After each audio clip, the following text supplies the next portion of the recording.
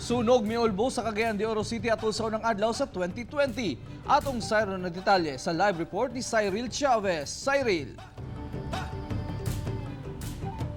Yes, Real, dili moubos sa 5 ka mga panimalay ug mga kabtangan ang naugdaw. Human miulbo ang sunog sa Zone 6 Gumamela Extension, Barangay Carmen atol sa unang adlaw sa bagong tuig.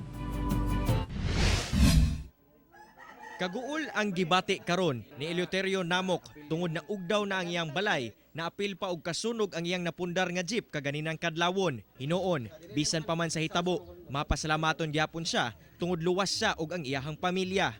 Saan-saan sa pamilya kay para wala kang gawin. Saan man nga, misang hilak ka, di naman human naman hitabo. Okay na.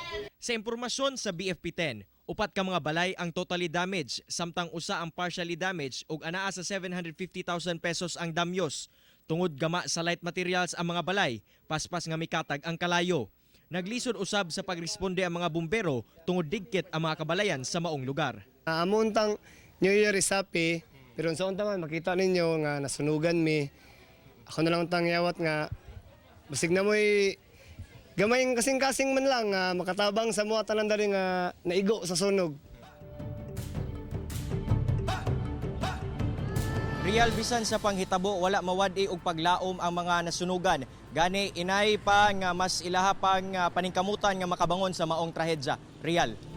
Okay, nagkasalamat Cyril Chavez.